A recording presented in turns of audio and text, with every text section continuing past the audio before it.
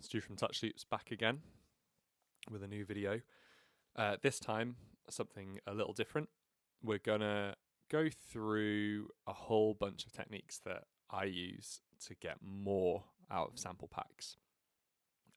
At Touch Loops, we try and make our sample packs as versatile and as user-friendly as possible, whether that's MIDI, one-shots of different loops, top loops, percussion loops, instead of just full drum loops, so you can swap out kicks and things. But there's so much more you can get out of them yourselves with a few interesting, fun techniques that I'll be showing you within Ableton Live. So let's jump in, have a look. So first up, let's take a one-shot. This is from our analog drum machines pack. Just a digital percussion sound. And we're going to turn this into a effects or riser sound, which is, I mean, risers are so useful, so effective in any genre or track, like electronic genre or track, I'd say. But making your own from your own one-shots, it's just way more versatile. You can really get into how the riser sounds from the start. And also they're your own, they're unique. So this sound here, I like it as a good starting point.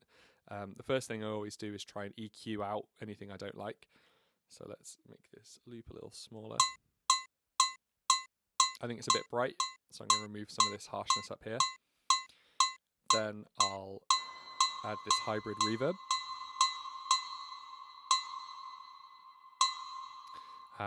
And really scrub through until I find a sound that I like. Something that really complements the sample we're using. Let's go with Dark Hall. And this is hybrid reverb, by the way, which is part of Ableton Live Suite. And it has a blend between an impulse response convolution reverb and an algorithmic digital reverb. And I've just kind of got them between the two, and this is just the default preset it loads up with. I've set the vintage to subtle because it kind of deadens the sound slightly, which I like. I've turned the feedback up a little. I've turned the pre-delay off, and then in the EQ here, again, I've just rolled the top off a little bit. I don't want it to be too bright. But then in Saturn, which is a Fab Filter saturation plugin, I've gone for this console drive multiband setting, because again, I want to be able to control this top end. So I'm going to pull that down. This middle, we can push the drive up a little, and maybe pull all this low end out. Maybe turn the input drive up a bit. Basically, I just want to get a lot of presence, and I want to get a lot of body out of this sound in the tail. So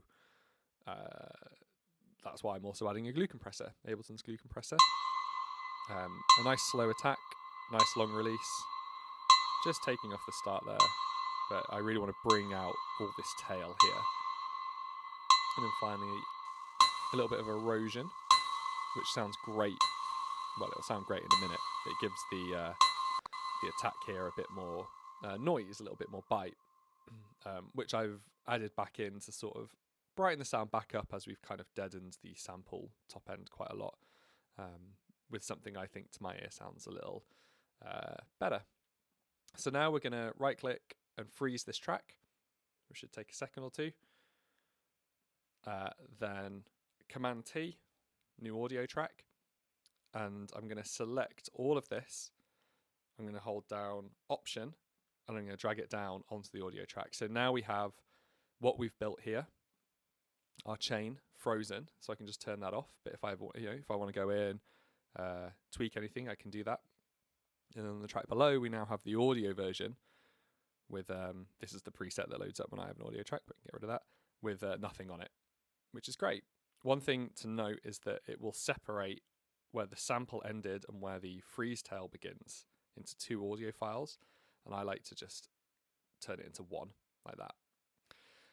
And now we just choose the length of our riser. So 2 bars seems good. So I'm going to select everything beyond 2 bars, delete it. Right click. I now like to crop this down, crop clips here, so that is exactly the length of the whole clip. There's nothing hidden away at the right here. And then I'm going to reverse it. Which you can do this way again by right clicking down to reverse clips, or you can just press R. Solo this, even though we don't really need to. And this is what our riser sounds like. Oh. Nice. So you can hear that erosion kicking in here, that crackle. I like that a lot. And also the saturation and the compression's really given this section body. It doesn't just suddenly appear at the end here. You can hear it rising all the way up. The fade tools in Ableton on audio are really useful as well. So we can put a fade on here if you want to start from absolute 0 volume-wise, and you want to control more specifically how the shape of the riser works. Lovely. And then what I'll usually do here is send it to a reverb, maybe some delay on my return channels here. Again, this is just stock Ableton reverb set to fully wet and delay, which we'll set to, I don't know, 2. Nice bit of feedback, maybe some ping pong, or fully wet again.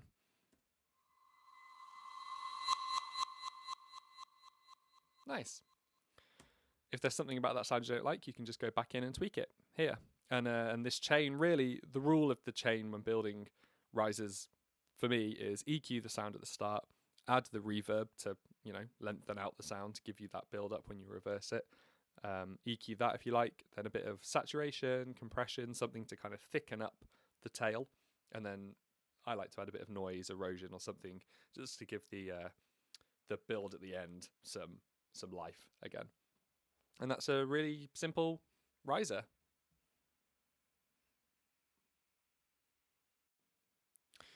Okay, next up, I thought we'd talk a little bit about repitch mode. So I'm going to grab this chorus beat loop from our Nostalgia Pop pack. Double click on it to bring up the warp engine. Mine's set to complex automatically. I think out of the box it's set to beats, but I'm going to set it to repitch.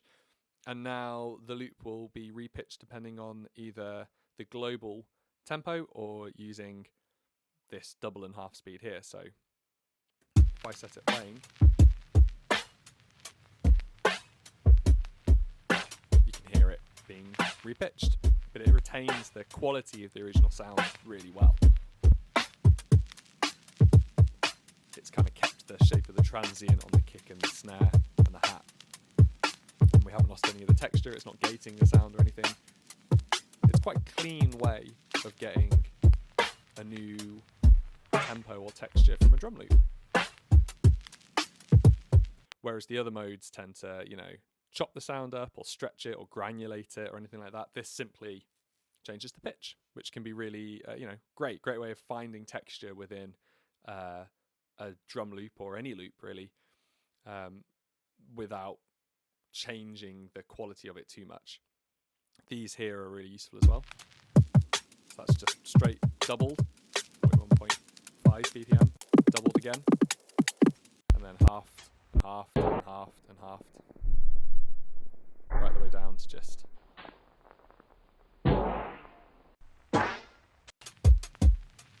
great.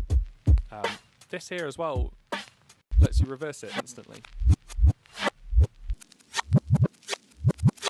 Pretty cool. Roll the bottom off that and it could be an interesting percussion loop.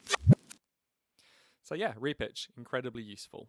Next up, let's look at echo and all of the different textures we can pull out of a loop with the feedback turned up really high to 100%.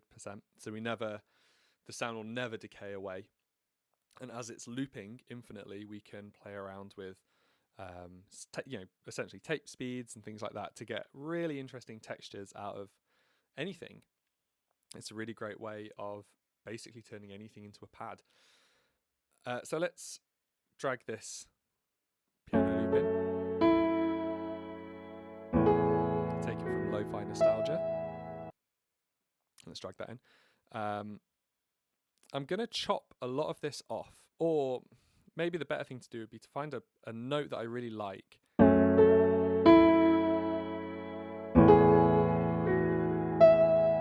I really like that high note there.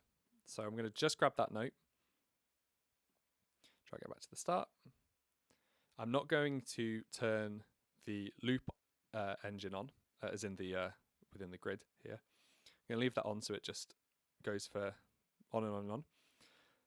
And I'm going to have a new channel underneath. Let me go through the whole process. So Command T, new audio track. And then here, I'm going to set the input to resampling. I'm going to turn the channel off. And basically, anytime I tap record now, it will capture anything that's happening in the session. So in this case, whatever's happening on the channel above. So this is the bit of the sample we've chosen. I'm going to turn echo on. It's fully wet. Stereo is a little higher. Input's down a touch. I was just playing around with it a second ago, so this is just where I got to, but we'll tweak it. And here, instead of set to sync, I'm going to set the echo to time. I'm going to keep them linked. The feedback, as I said, is about 100, so we should get a lot out of this. And I'm going to let it run, and then we're going to play around and see what kind of textures we can get out of it.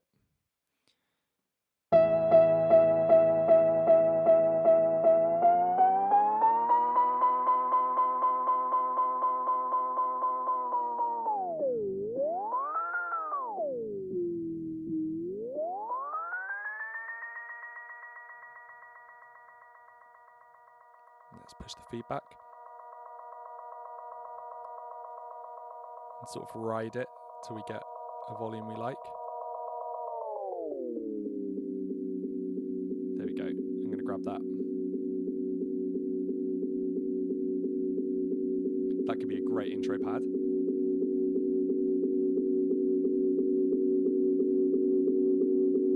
Stop it from clipping too much.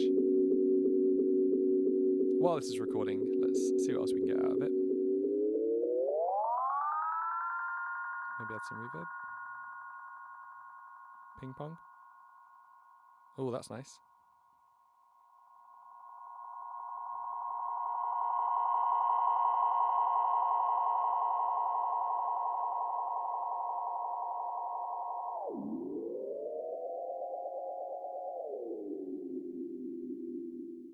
And I'll just play around with this for ages. And at the end, when you're bored, just turn off the top loop and listen back to what we have. So this was really lovely, really early on. I would probably just loop that now. It might not be in the original key anymore because we played around with it, but then I'd maybe load up a synth. So this was Command Shift T. So load up a MIDI track, load up a wavetable.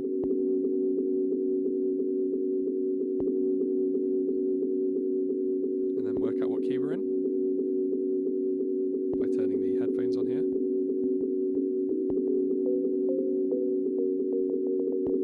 A sharp.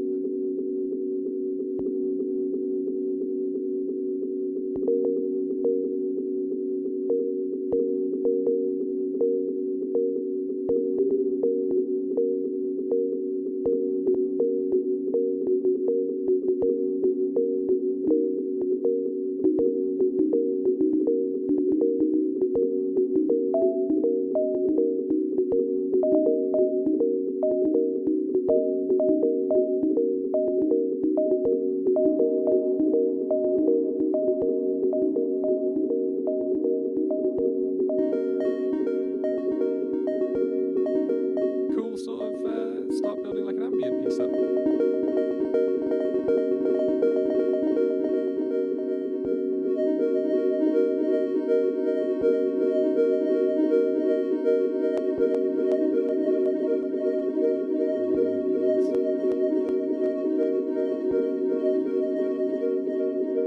You know, it's just a great way of creating new beds of sound that you can write over the top of. Taken from just one small snippet of one loop. We can do the same kind of thing with reverb. So here is an ARP loop from Infinite Promise. Drag it in, set the right tempo, loop it.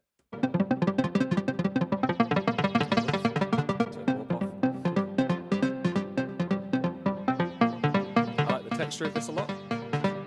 So I'm going to go to my selection of reverbs and delays and things here. A really common and effective one is Valhalla Shimmer, which I'm sure we've all used. Mix all the way up. Roll some frequencies out you don't like. Turn the feedback up. Set it to bright or dark mode.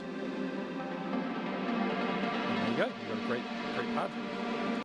If you don't have Valhalla Shimmer though, we can do similar things with hybrid reverb again. The Ableton one.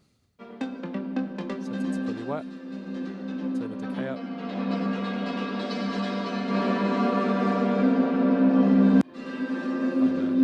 Find a sound you like. Let's go shimmer. And there's a freeze button here. Tap that and freeze the sound. And we have a beautiful, never changing bed. To afterwards. That's some frequency you don't like. And again, if you want to make sure you can hard capture what you have, Command T, reassembling, record, double pass.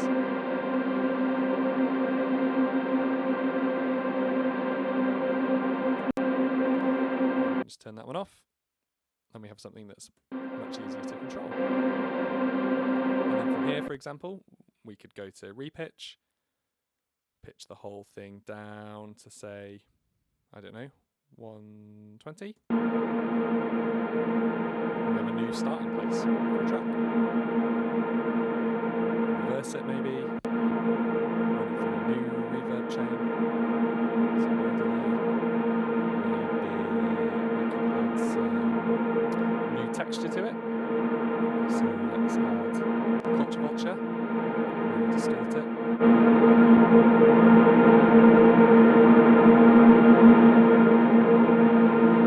Presence. I basically just play around with it. Auto pan trick, pulling the phase down, setting it to a subdivision of the tempo, not just a millisecond. And it's starting to sound like a pretty cool starting place.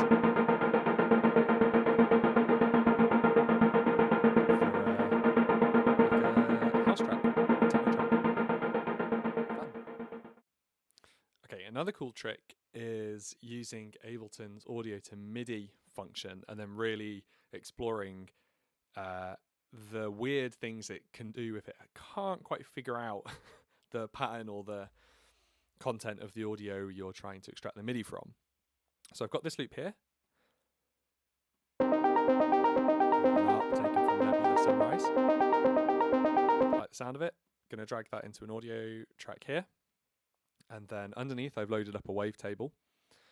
And I'm gonna, let's zoom out. It's a bit long, so let's just chop it in half. We only need the first half. Drag it in, and I'm gonna set it to harmony mode. And let's see what it comes up with. It's usually quite quick, and it's a good idea actually to, once you've chopped the audio in half, crop it so that it's only scanning the first half, because that actually scans the full loop, even though I halved it, so it didn't actually save any time. But if we go into this MIDI here now and play them on top of each other.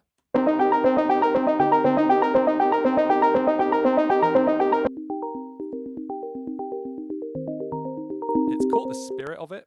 It's got only one note wrong. Oh, so actually, let me explain how I know it's only got one note wrong, other than the fact I can hear it. We know that this loop's in C minor. So if we load up this MIDI clip here and set it to scale mode and set it to C minor, then click scale, we can see that note there isn't correct. So if we just delete that, everything else here is in the right key, but the rhythms are odd, but that can be quite a fun thing to exploit. So firstly, any low notes down here, I'm going to hit Shift, Command and up and move them into the same sort of rough octave area. I'm going to tap scale twice to get rid of it. Oh no, it hasn't. Sorry. Right click, crop the clip, and that'll get rid of the notes that were over here that were wrong. So now we can see this here. Let's play them together. And this can be a really interesting way of creating a nice bed for the loop to sit under. So for starters, we could Command A to select everything and then Shift and up again. And you can hear where the rhythms aren't quite the same. Like it's here, for example, it's not quite caught the pattern correctly, but it gives us these sort of fun little accent notes. So with the wavetable here, I'm going to pull down a plucky sound similar to the sounds that the original loop was made from.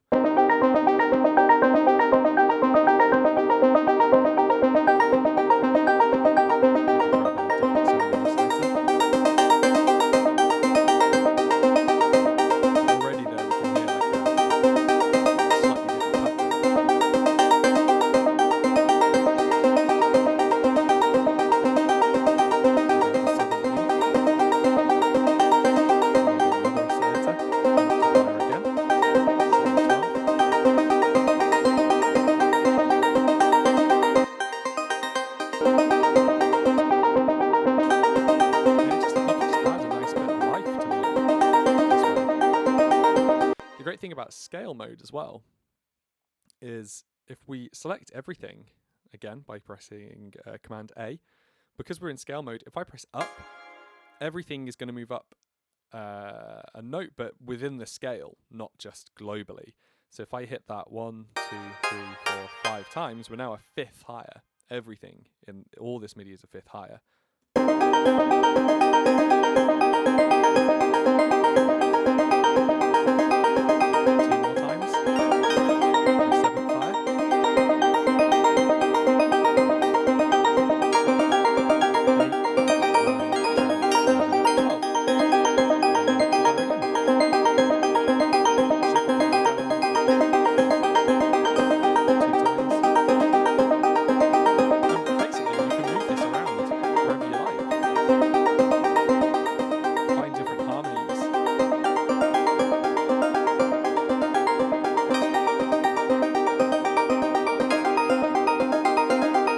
This is actually one of the ways that I really started to understand how the relationship between a root note and harmony can feel.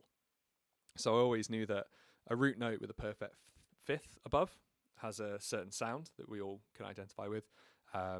More minor sounds can be sort of seconds and fourths. You know, the relationship is in the root note being at the bottom and then two notes above, how that relates to the root note.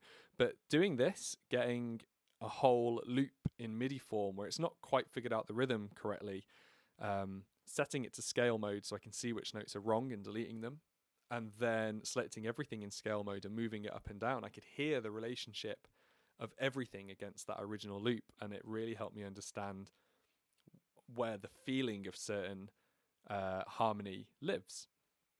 Sevenths, they sound really lush and really beautiful. Fifths sound really, that it's really solid harmony. It can feel quite triumphant. Like I said, seconds, things like fourths, they can sound very minor. And you can really change the emotional feel of that original loop by doing something like this. It doesn't have to be wavetable either. It can be any sound or any synth sound. And you could run it through, let's say, if we run it through Valhalla Shimmer again, like we did earlier, to create even more of just a pad sound.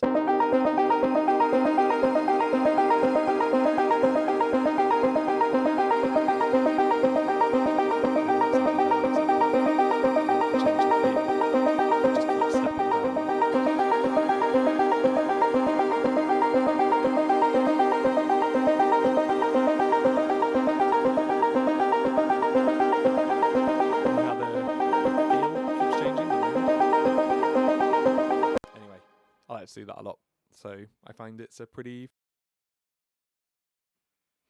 the Audio-to-MIDI function has another great use with drums as well. So let's say you have a pack, you have a loop that you really like, but you don't like the sound of the kick drum, or you want to put a new kick drum in its place and you're having a really hard time, say if it's a live performance, like a real drummer playing a drum kit, and you can't quite line the MIDI up, or you're getting phasing. Audio-to-MIDI can really help with that as well. So here is a loop from Reel-to-Reel Drums, our pack of live recorded acoustic drum kit ran through a bunch of tape machines.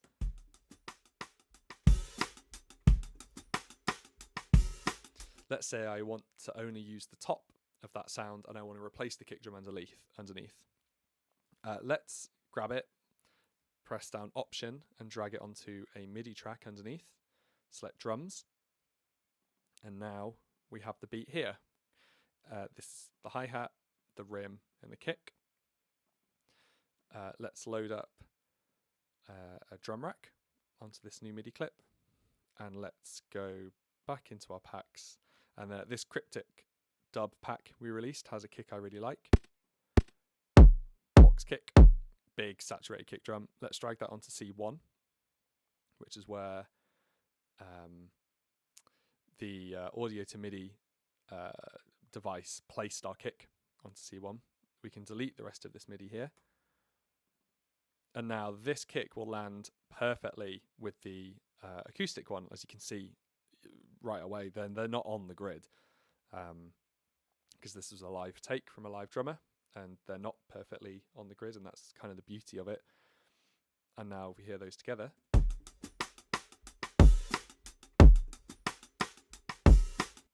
and then going back into that original loop, we can just roll off. Maybe you want to keep some of the top of the kick. Maybe you want to get rid of it completely. And there we go. Interesting. If we go into the loop again, the MIDI that we've taken from the loop, we can see here that it's also detected the velocity sensitivity of the live player. So we can just push all those up. So again, Command A to select all the MIDI, grab any one of these velocity nodes and push them all the way to the top. Or indeed, you can change the velocity range here. So let's say if we set this to, I don't know, -12, that will give each of these kicks a bit of variety in terms of velocity, like a real drummer. These are quite disparate sounding. This kick clearly is not related. It wasn't played in the same room as this live take, but because we have the exact MIDI of where the kick was hit, it can sound convincing because it has the same feel as the performer.